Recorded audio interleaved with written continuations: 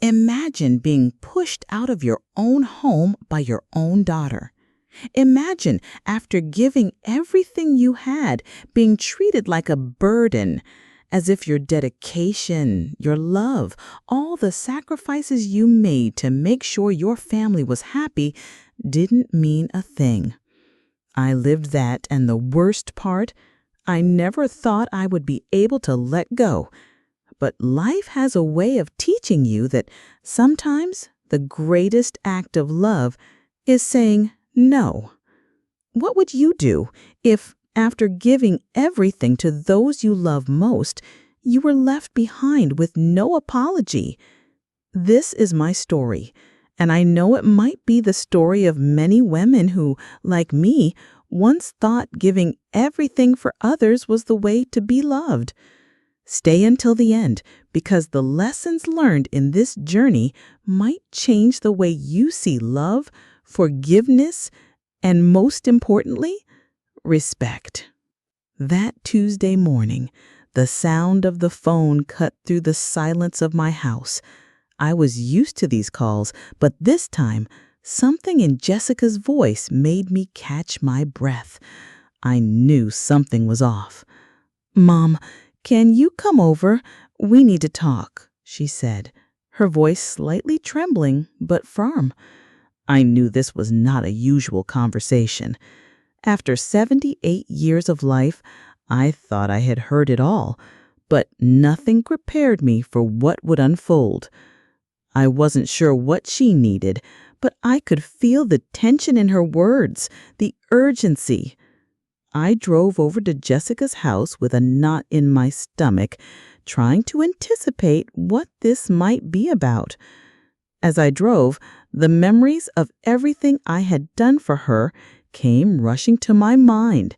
The house I bought for her family, the sacrifices I made to make sure she had a stable life.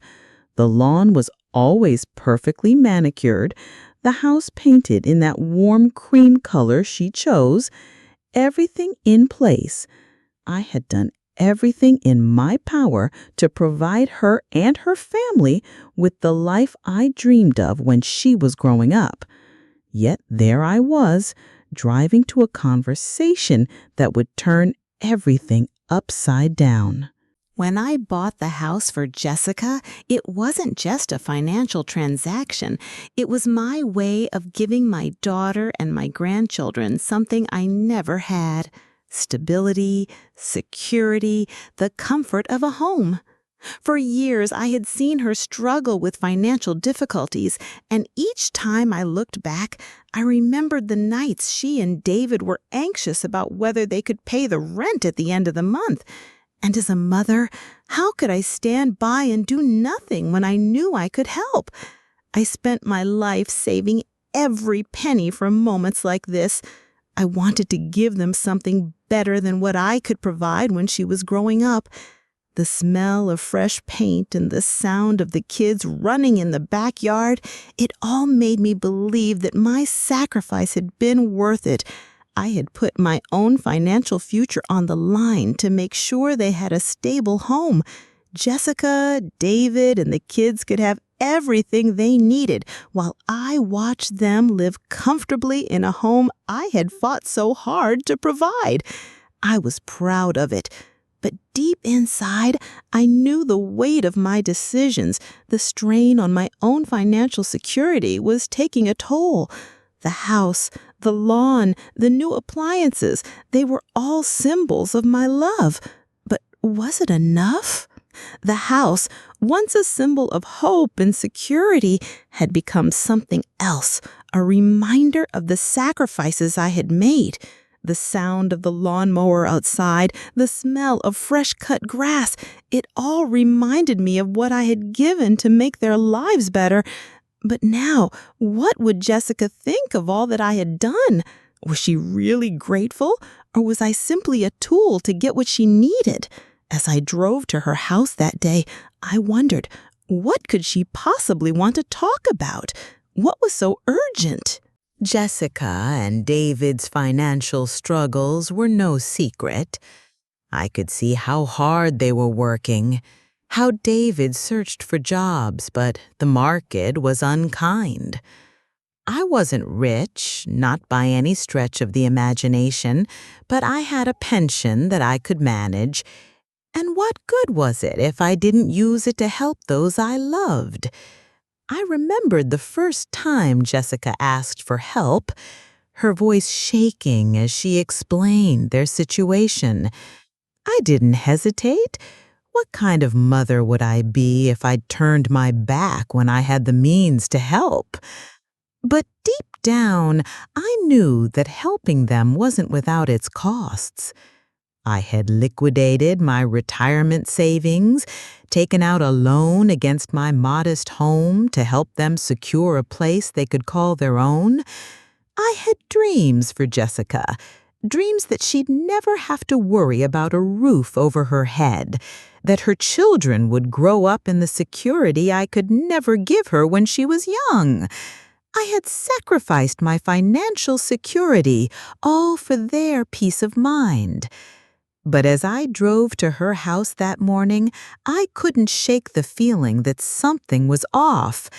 It was always about helping, but did she understand the price I was paying? I pulled into the driveway, as familiar as ever, but now it felt like I was driving towards something more unsettling. The house was beautiful, just as I'd imagined it would be, but as I walked to the door, a sense of dread settled in my chest. Was I doing the right thing? Would they ever appreciate what I had done for them? And if they didn't, if this was how things were going to be, was it even worth it? When I rang the doorbell, Jessica answered, her face drawn and tense. She didn't smile, didn't welcome me the way she usually did. Something in her expression immediately put me on edge. I followed her inside, and the heaviness in the air was palpable. David was in the living room, but his usual warmth was absent. He barely made eye contact with me, and that, more than anything, told me something was wrong. Jessica sat down on the couch, her hands folded neatly in her lap, not her usual self at all. She looked at me with eyes that seemed to avoid mine, and I felt my heart begin to race. "Mom," she said, voice steady but with an edge of something unfamiliar, "we need to talk about the house." My mind began to race.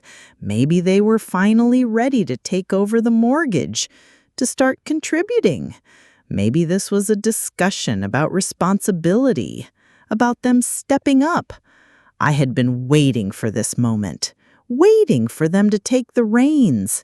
But then she said it. "We think it's time for you to sign the deed over to us.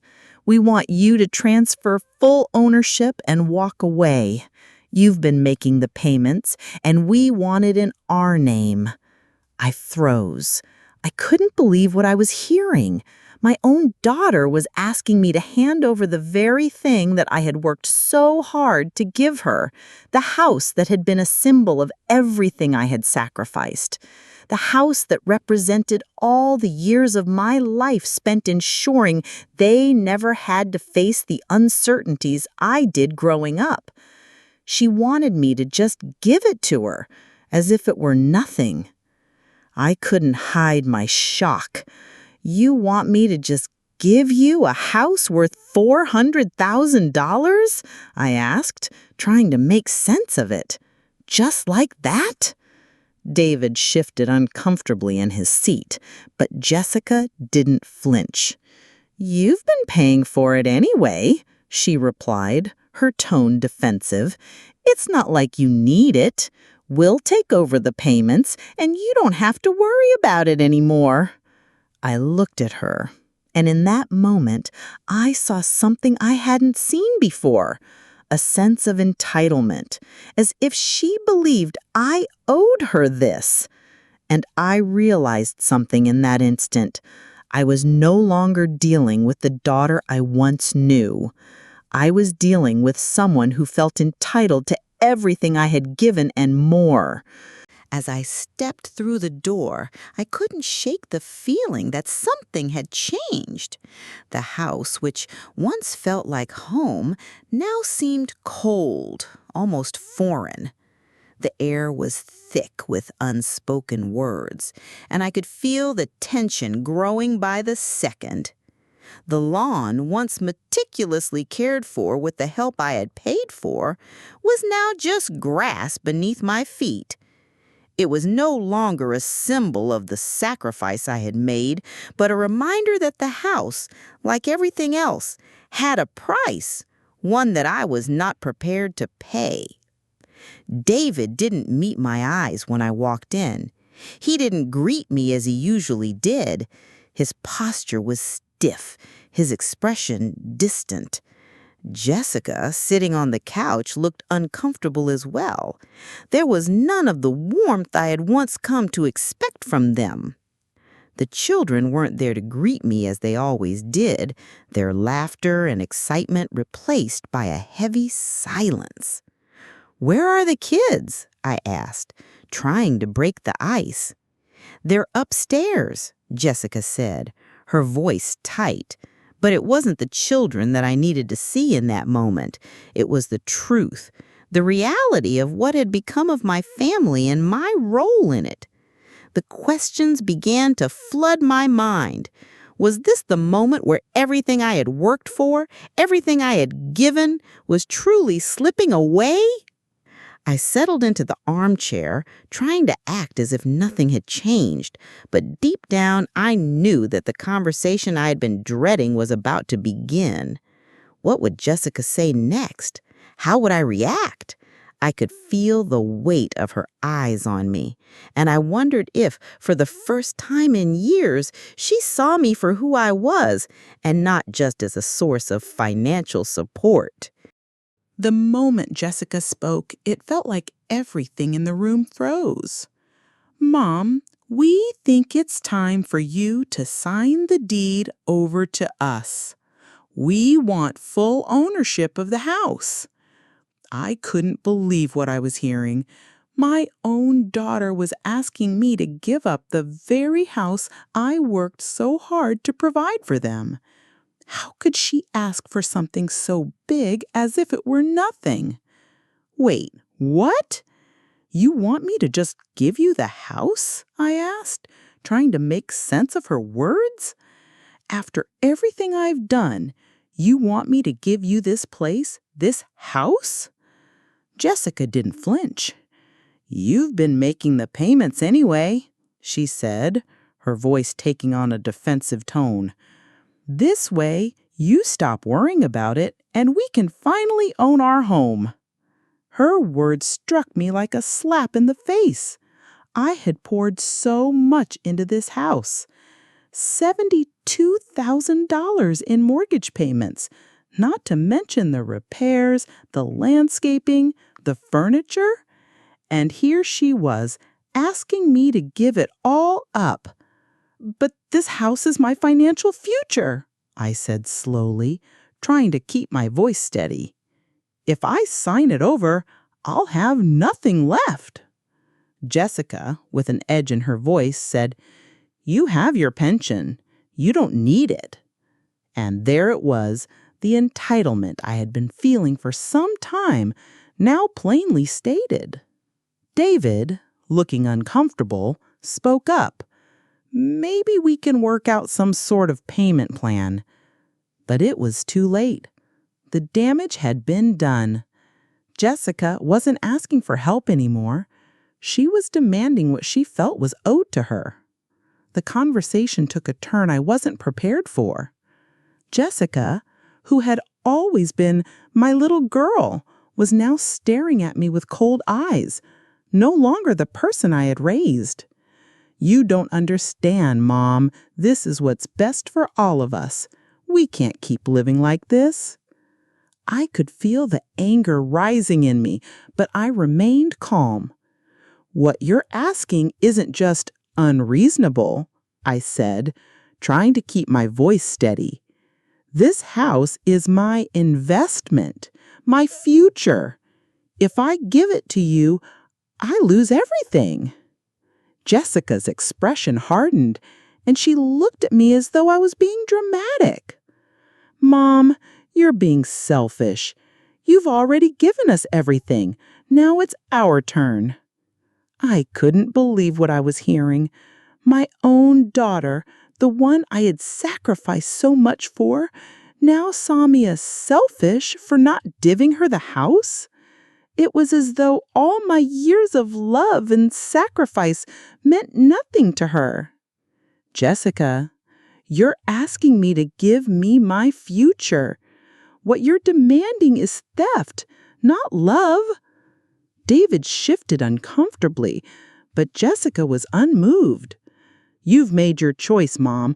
I think it's clear now that we're done. You need to leave." Those words hit me like a punch in the stomach. My own daughter telling me to leave the house I bought for her, the house I worked so hard to give her family? I was in shock.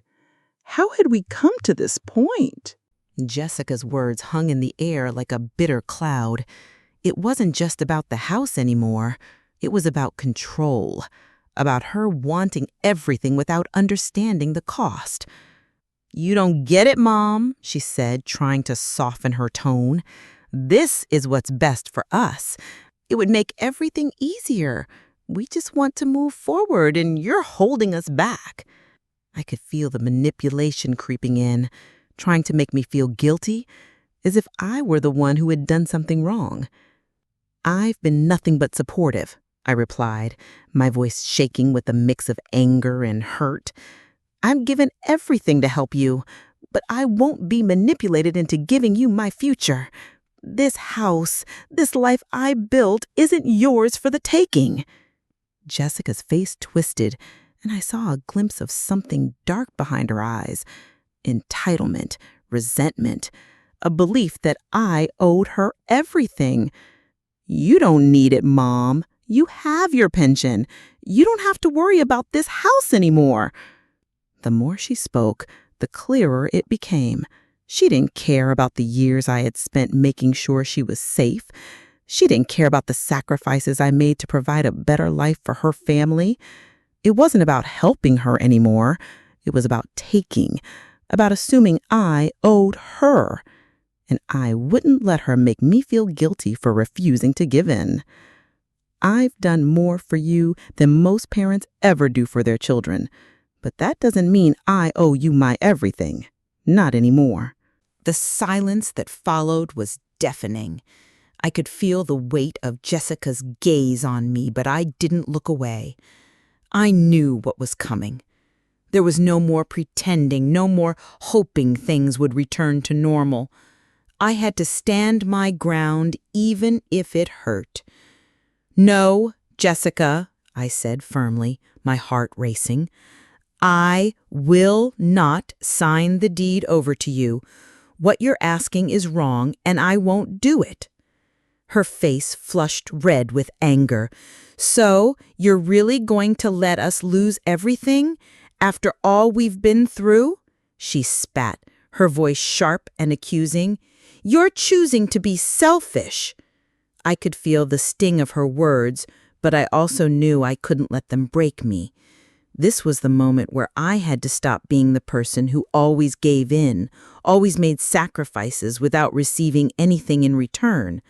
I had spent so many years putting everyone else's needs first, and I was done. "No," I replied calmly. "What you're asking isn't about need.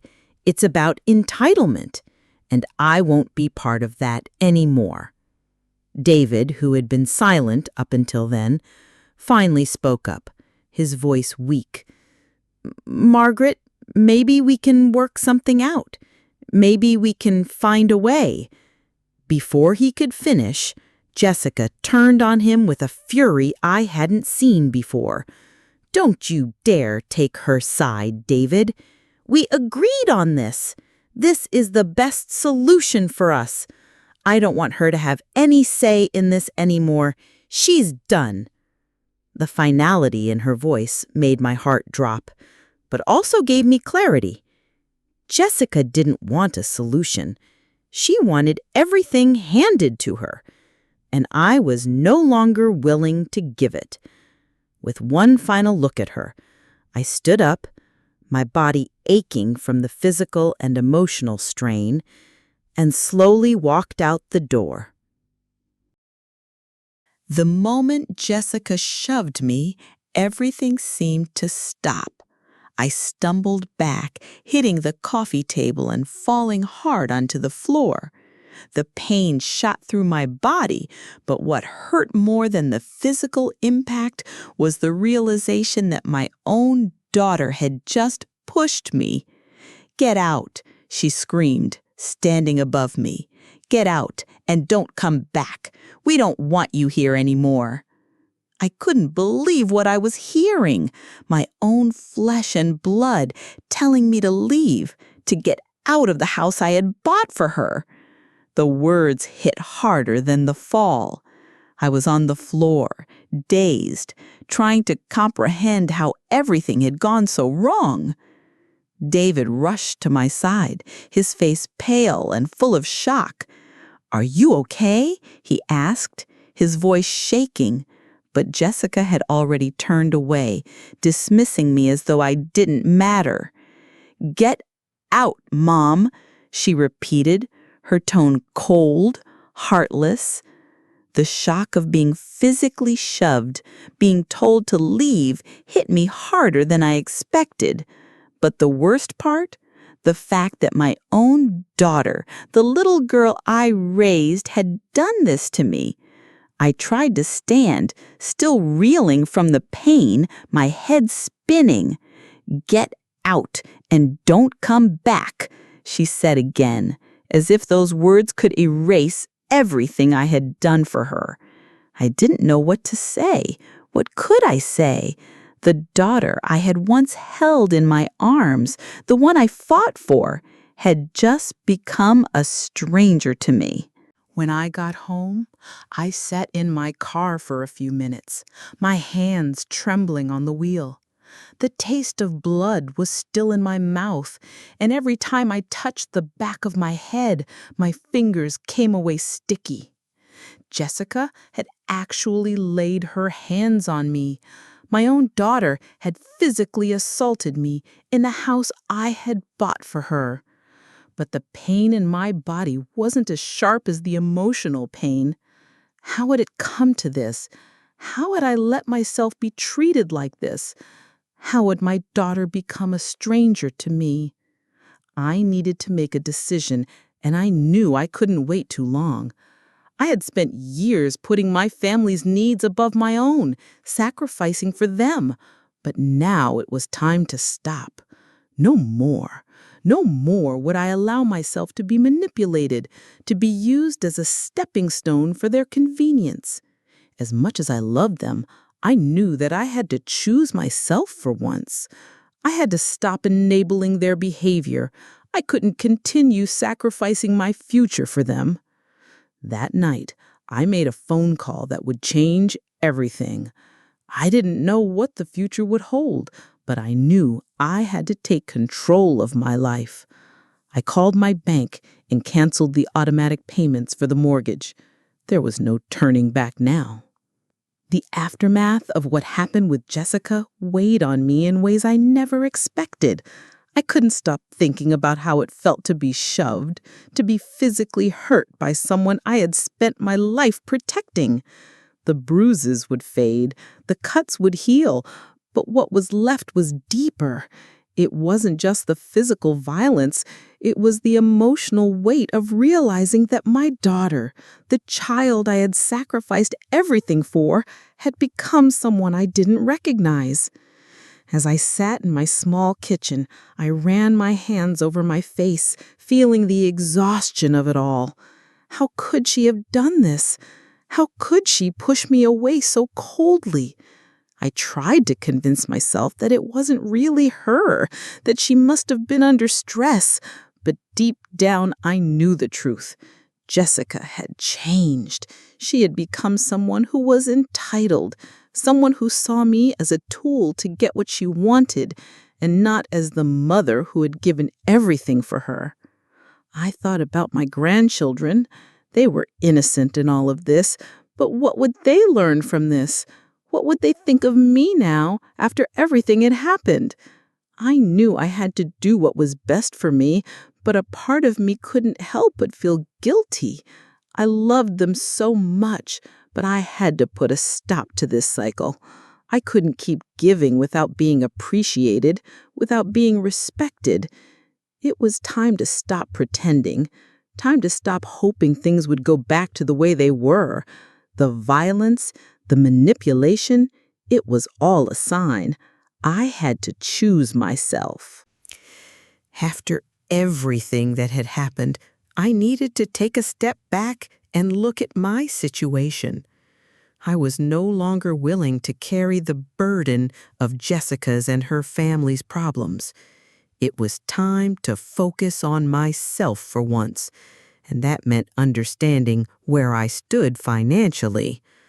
I sat at my kitchen table, pulling out the old bank statements, calculating everything I had spent over the last few years to support them. $72,000 in mortgage payments, $25,000 for the down payment and closing costs, $8,000 for the new roof, $12,000 for kitchen appliances, and another $4,000 for landscaping. That didn't include the furniture, the repairs, or all the other small things I had done to make the house perfect for them. The total came to a staggering amount, nearly $130,000. That didn't even account for the opportunity costs. If I had invested that money, it could have been growing, securing my own future. But instead, I had used it all to build their life, and now I was left with nothing. I couldn't ignore the reality anymore. I had sacrificed my own financial security for their comfort. And for what? So they could dismiss me when it was inconvenient for them? So Jessica could push me away when she felt entitled to everything I had worked for? I knew what I had to do. I called Linda, the real estate agent who had helped me buy my own home all those years ago. "Linda," I said, my voice shaking a bit, "I need your help. It's time to sell the house."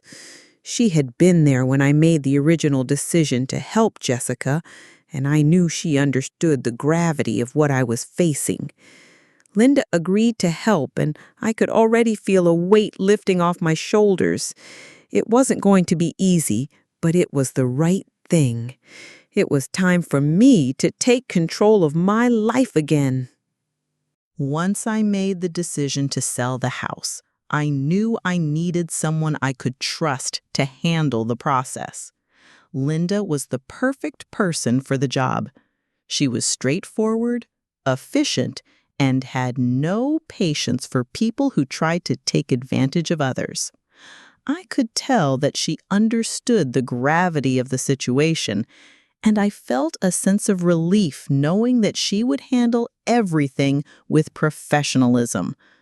When I called her, I was nervous but determined. "Linda, I need to sell the house in Maple Heights," I said, my voice steady. "The situation has changed, and it's time for me to move on." Linda didn't hesitate. "I understand, Margaret. I know this wasn't an easy decision for you, but you've made the right choice. Let's get started right away." Her words brought a sense of calm to me. For the first time in a long time, I felt like I was making a decision for myself. This wasn't about helping anyone else. It was about me taking control of my own life, my own future. I knew the road ahead would be tough, but having Linda by my side gave me the confidence that I was doing the right thing. She wasn't just handling the sale of the property, she was helping me reclaim my independence. As we discussed the logistics of selling the house, I realized something important. This wasn't just a financial transaction, it was symbolic. By selling the house, I was closing a chapter of my life, one where I constantly sacrificed my own well-being for others. Now, I was moving forward, and that felt like the first step toward reclaiming myself. The days that followed were strange. I felt a certain relief, but also a sadness I couldn't shake. The house was no longer mine, and neither was my role in their lives. The mortgage payments, the constant worry about their well-being had all been lifted from my shoulders. But as the days passed, I noticed how empty my life felt without the constant obligation to fix everyone else's problems. It was quiet in my house. The phone didn't ring as often with demands. I didn't have to spend my weekends running errands for them, buying things to make their house more comfortable, or worrying about whether they would manage to pay their bills. It wasn't that I didn't love them anymore. I still cared deeply about Jessica and her family, but the emotional and financial toll it had taken on me was something I could no longer ignore. I had spent so many years sacrificing my own happiness to ensure they were happy. But now, for the first time, I could hear my own thoughts. I could sit quietly without being overwhelmed by their needs. And though the silence was unsettling at times, it was also a gift. I spent a lot of time reflecting. What was I really trying to do by helping them the way I did? Was it love, or was it guilt? For the first time in years, I realized that I had been living for them. I had given up my own dreams, my own needs, to make sure they never had to struggle. But that wasn't healthy. It wasn't sustainable. And it certainly wasn't fair to me. The house was sold, but something else was happening. I was beginning to rediscover myself. I was learning to fill the silence with things I hadn't made time for. Books, walks, small moments that were just for me. It was difficult to break the habits of so many years, but slowly, I was learning to let go. It didn't take long for Jessica to call again. After the decision I made to stop helping them, I knew it was only a matter of time before they would reach out. I wasn't sure how I would respond, but when the phone rang and I saw her name on the screen, I felt a familiar tug in my chest. Part of me wanted to answer, to hear her voice and hope for some semblance of the relationship we once had. But another part of me knew that answering would only bring me back to the same place I had fought so hard to leave. I hesitated before picking up. "Hello?" I said, my voice a little shakier than I wanted it to be. "Mom." Jessica's voice was different this time, calmer, almost apologetic. "I've been thinking a lot about everything that's happened. I know I hurt you. I know you're upset, but we need to talk. I think we can find a way to make things right." Her words weren't an immediate apology, but the tone of her voice made me wonder. Had she truly realized the consequences of her actions? Or was this just another attempt to pull me back in, to get me to fix everything again? Part of me wanted to believe her, to think that maybe, just maybe, she had changed. But deep down, I knew that the only way I could truly help her, and myself, was by standing firm. "I'm listening," I said carefully, not giving in to the hope that things might go back to how they were before. "But I need you to understand something, Jessica. What happened, what you did to me, can't just be fixed with a few words. I'm not your safety net anymore. I'm not the person you can call when things get hard. You need to learn to stand on your own 2 feet. There was a pause on the other end of the line. I could hear her breathing, but she didn't say anything for a long moment. I waited, knowing that this conversation would be a turning point. She could either understand where I was coming from or continue down the same path of entitlement. As the days passed, Jessica's calls became more frequent. At first, I ignored them, thinking that if she really understood, she would give me the space I needed.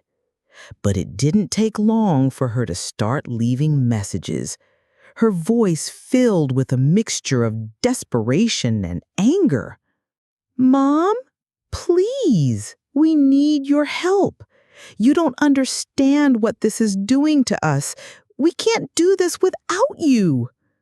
It was clear that they were struggling, but this was the consequence of their choices, and I wasn't going to fix it.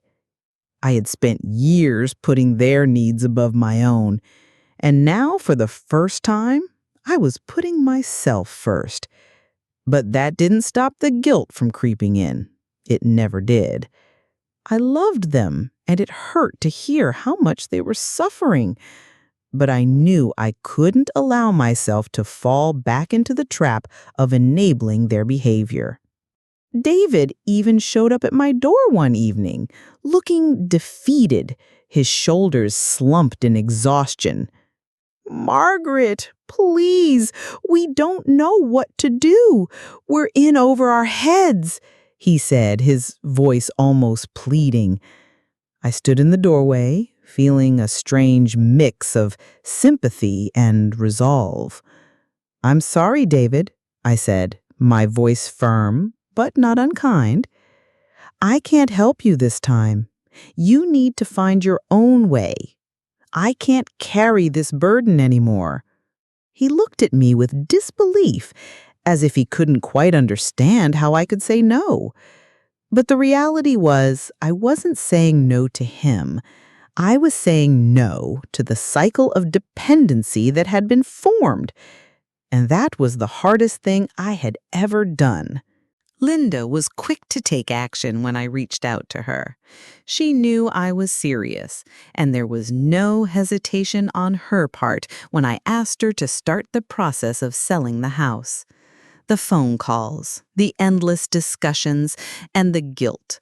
It all melted away when I realized I was finally moving forward. Linda was professional, as always, handling the sale with the efficiency I needed, and for the first time in a long while, I felt like I was doing something for myself. The house was in the hands of the real estate market now, and though I knew it would sell fast, it didn't make the decision any easier.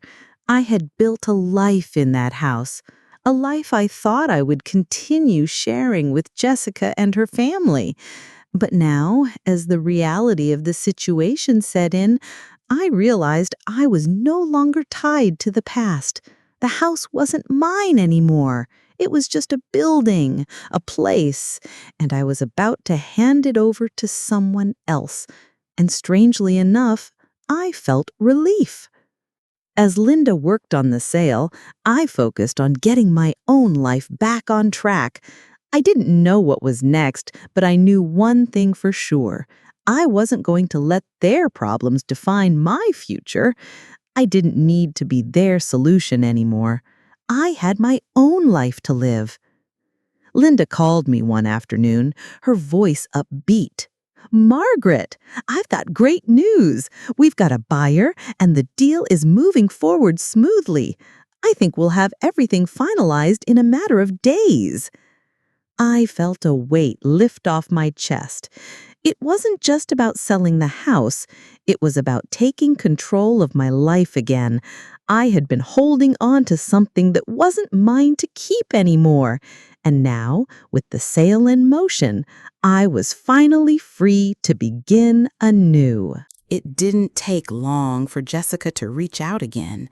I knew it was only a matter of time before she would try to reconnect. But this time, there was something different in her tone. The urgency, the pleading from before had faded. Instead, there was an attempt at diplomacy, at making amends. "Mom," she said when I answered the phone, her voice softer than I had heard it in months. "I've been thinking about everything, and I know I hurt you. I want to talk. Maybe we can work something out." I sat quietly for a moment, the silence between us heavy. What was I supposed to say? Part of me wanted to believe her. Part of me longed for the mother-daughter bond we had once shared, the one where everything was easier. But I couldn't ignore the betrayal, the hurt that was still raw from the last time we spoke. Could I really go back to that? I finally answered, my voice steady. "Jessica, I hear you, and I know you're sorry, but we can't just sweep everything under the rug. What you did to me, what you and David both did, it changed things." There was a pause on the other end of the line, and for a moment, I thought she might say something to try to convince me again. But instead, she simply responded, "I get that. I do. But can we find a way to move forward? I don't want to lose you, Mom."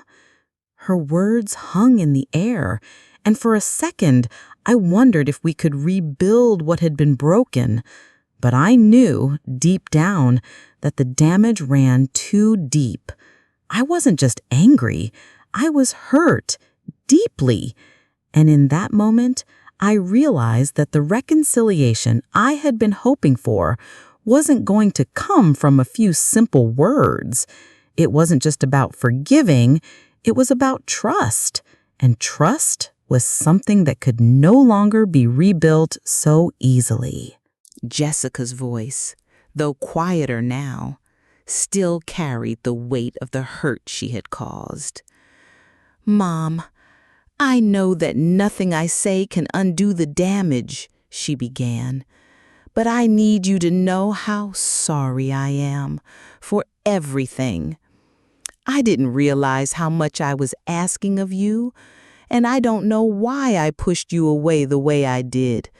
You didn't deserve that." It was hard to hear her say those words, knowing how much I had given her and how it had been thrown aside so easily. I wanted to believe her. I wanted to feel relief in hearing her apology, but there was a part of me that couldn't. Apologies are easy to give when the consequences start to hit, but they don't erase the pain caused. I had learned that the hard way. "Jessica, I hear your apology," I said slowly, trying to keep my emotions in check. "But apologies are just words. It's the actions that matter. And right now, I can't just forgive and forget everything that's happened. It's not that simple." There was a long silence on the other end of the phone. I could almost hear her processing what I had said. For so long, I had been the one to fix things, to smooth over the hurt and the mistakes. But now, I was the one who needed to heal, and I couldn't do that if I kept allowing myself to be dragged back into the same toxic cycle. "I know," she said, her voice small, "and I'm not asking you to just forget. I just want you to know that I am sorry." I nodded, though I knew she couldn't see me. "I need time, Jessica. I need time to heal. This can't be fixed overnight." I could hear her breath catch. "I understand, Mom. I just hope one day we can move past this." As I hung up the phone, I didn't feel the weight lift off my shoulders the way I thought I would, but I did feel something. Maybe it wasn't peace, but it was something closer to it. I was finally beginning to set the boundaries I had never set before. I was learning, finally, to choose myself. The house was officially sold. Linda had handled everything expertly, and it was done. It wasn't just a transaction. It was the final severing of the ties that had bound me to that house, to that life of constant sacrifice. I thought I would feel more sadness, more regret, but instead, I felt relief. It was over. The house had been a symbol of everything I had given for Jessica's family, but now it was just a property. The dreams I had once attached to it, dreams of them living in comfort, never needing to worry again, were gone. They had their own path to walk now, and it was no longer my job to carry them along the way. As the paperwork was finalized and the check handed over, I stood in my modest home, alone but for the quiet hum of the refrigerator and the sound of my own thoughts. There was no celebration, no sense of victory. I didn't need that. I had done what was necessary for me to move forward. I spent the following weeks cleaning out my small house, sorting through belongings that had accumulated over the years. It was strange. There was so much stuff, but nothing of real value. It was the same with my relationships. Over the years, I had accumulated so much emotional baggage, so many responsibilities, but now I was learning to let go. The sale of the house wasn't just the financial transaction. It was my first real step toward regaining control of my life. I could feel it in the air.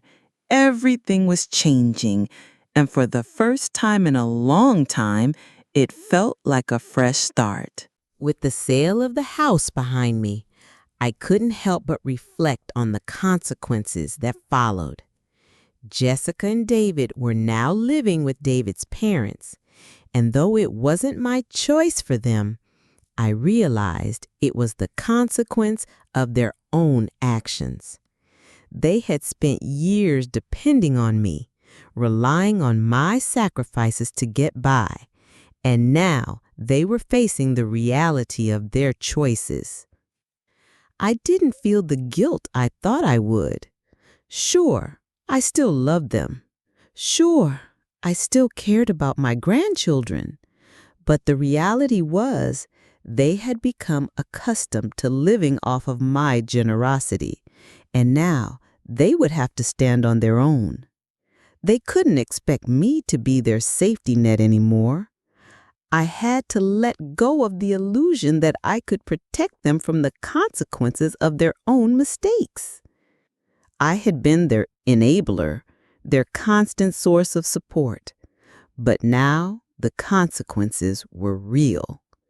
Jessica's demands had forced me to realize that I couldn't keep sacrificing myself for their happiness.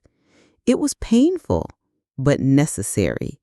I had to choose myself, even if it meant their discomfort. I didn't know what the future held for Jessica and her family. Maybe this would be the wake-up call they needed to change, to grow. Or maybe it would be the beginning of their struggles. I couldn't control that anymore. I could only control what happened in my own life. And for the first time in years, I was living for myself.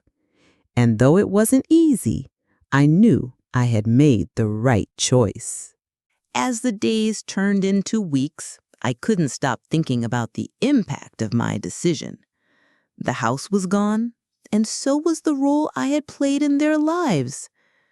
Jessica and David were struggling, and though part of me felt bad for them, also knew that they needed to face the consequences of their choices. I had spent so many years thinking that I could fix everything for them. But the truth was, I had been enabling them, and in doing so, I had neglected my own needs, my own happiness. I would be lying if I said it didn't hurt to see them go through hard times. As much as I wanted to step in and help, I knew I couldn't. I had to break free from the pattern I had created. They needed to learn how to manage on their own, to take responsibility for their own lives. I had done all I could, and now it was time for them to do the same. The reality of my decision settled in slowly. I wasn't the person I had once been, the woman who would sacrifice everything for the people she loved. I had grown stronger, more independent, and more willing to stand up for myself. I wasn't going to be their safety net anymore. It wasn't easy to let go, to accept that I couldn't fix everything for them, but I had learned a valuable lesson. I had learned that sometimes the most loving thing you can do is let go, and in doing so, I had finally found the strength to live my life for me, without guilt, without fear of what might happen to them. The hardest part of all this was realizing how indifferent Jessica had become. For so long, I had been there, pouring everything I had into making her life better, to ensure she and her family had everything they needed. But in the end, it seemed that none of that mattered. When I needed her most, when I had shown her nothing but love and sacrifice, she had turned cold. The emotional toll it took on me was immense, and I found myself wondering, how did I let it get this far? How did I become so invisible in her eyes? The indifference in her voice, the way she dismissed me and my feelings, hurt more than anything else. I had spent years thinking that if I just gave a little more, did a little more, she would see how much I loved her. But that kind of love, the kind where you sacrifice everything for someone else, doesn't always get returned. And that was the harshest reality to face. I realized that the price of indifference is high, especially when it comes from the people you love most. It was clear that Jessica didn't see what I had done for her as love anymore. It was simply an expectation. And that's when I understood that I had to stop giving. I had to stop enabling her, stop pretending that if I just did more, everything would get better. It wouldn't. As much as it hurt, I had to walk away. I couldn't keep letting her take any more from me. I couldn't keep giving and giving only to be met with a lack of gratitude, a lack of respect. It was time for me to find my peace, my freedom, and that meant saying no, even when it felt impossible. For the first time in years, I started to feel something I hadn't in a long while: hope. It wasn't the loud, passionate hope of someone just beginning a journey, but the quiet, steady kind that comes with finding your own path again. The weight that had been on my shoulders for so long, the constant burden of feeling responsible for everyone's happiness, was finally lifting. I was no longer someone who sacrificed her happiness for others. I was starting to live for myself. I spent my mornings doing things I hadn't allowed myself to do before. I took walks in the park, something simple but refreshing. I read books I had forgotten about, taking my time to enjoy each page. I spent time with friends, catching up with people I had neglected because I was always so wrapped up in my family's issues. For the first time, I was doing things just for me, and it felt good. I didn't know what the future would bring, but I was beginning to embrace the idea that it didn't need to revolve around them. I wasn't running from them, but I was no longer going to let their problems define my existence.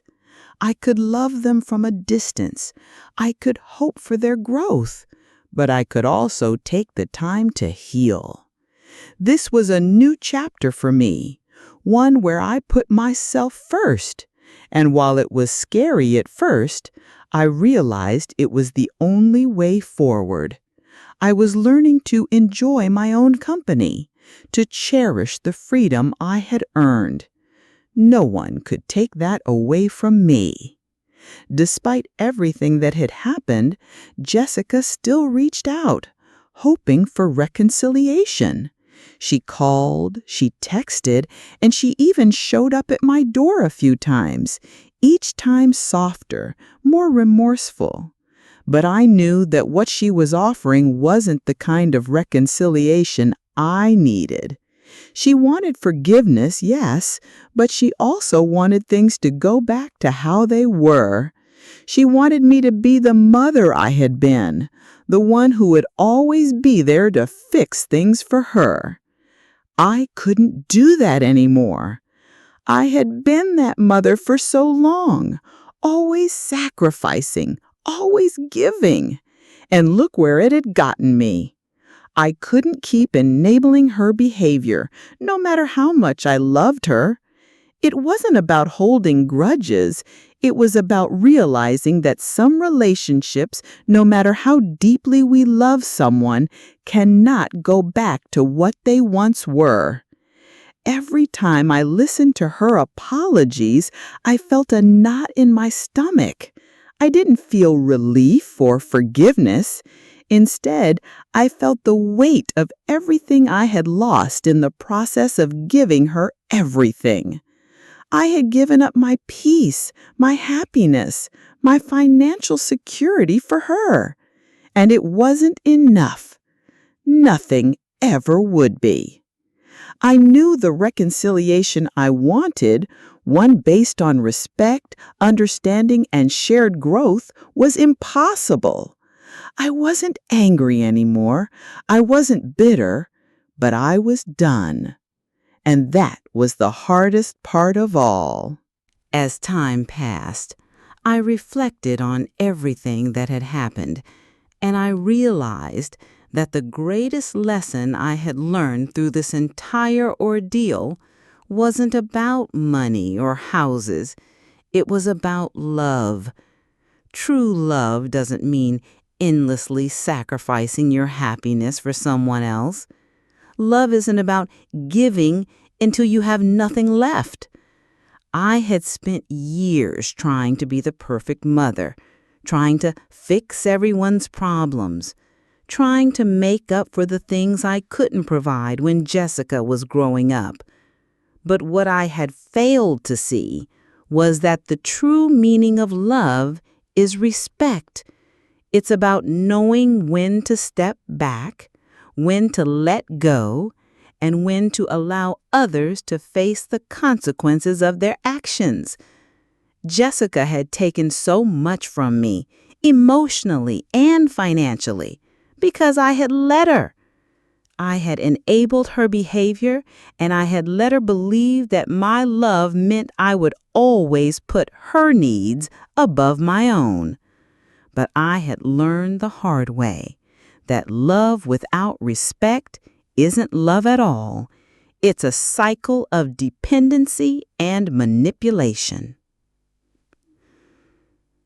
I had spent so many years thinking I was doing the right thing, that sacrificing everything for my family was what love looked like. But now I knew better. Sometimes the most loving thing you can do for someone is to let them fall, to let them figure things out on their own. I couldn't keep holding on to the past. I couldn't keep pretending that everything was okay when it wasn't. And most importantly, I couldn't keep sacrificing my own well-being for their comfort. The real lesson wasn't just about setting boundaries. It was about understanding that I was worthy of the same love and respect I had always given. I wasn't just a mother or a provider. I was Margaret, a woman with my own dreams, my own needs, and my own life to live. As I stood in the quiet of my home, I couldn't help but feel a sense of peace. It wasn't the kind of peace that comes from everything being perfect, because nothing in life ever is. It was a different kind of peace, the peace that comes from knowing that you've made the right choices, no matter how difficult they were. I had walked away from a life I had known for so long, a life of giving everything for others, of being the person who always fixed things, always carried the weight. But now I was learning to live for myself. I didn't know what the future held, but I was no longer afraid. I had learned that sometimes the most loving thing you can do for others is to let them face their own challenges, to stop rescuing them, and to give them the space to grow. And sometimes the hardest thing is to let go of someone you love because you realize that they can't love you the way you deserve until they learn to respect themselves. Jessica and I might never have the relationship we once did, but that was something I had to accept. I wasn't angry with her anymore. I was simply accepting the reality of what we had become, and that was okay. I wasn't giving up on her, but I was giving up on the idea that I could fix everything for her. I had done enough. I finally understood that the decision to walk away wasn't just for them. It was for me. It was for my peace, my future, and my chance to live the rest of my life free from guilt, free from the weight of always putting everyone else first.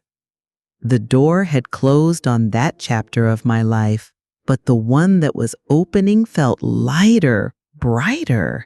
I had learned the greatest lesson of all. Sometimes the best way to love someone is to let them go and trust that they will find their own way. And in doing so, you find your own path to freedom. I finished this chapter of my life with the understanding that the greatest gift we can give ourselves is our own peace. Sometimes the people we love the most hurt us, and it is in those moments that we learn the difference between unconditional love and self-respect.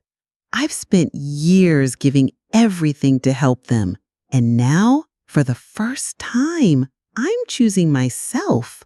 I've done more than most parents ever do for their children, but that doesn't mean I should let myself be manipulated or taken advantage of. I want to know, have you ever had to put boundaries in place, even when it hurt, to protect your own well-being?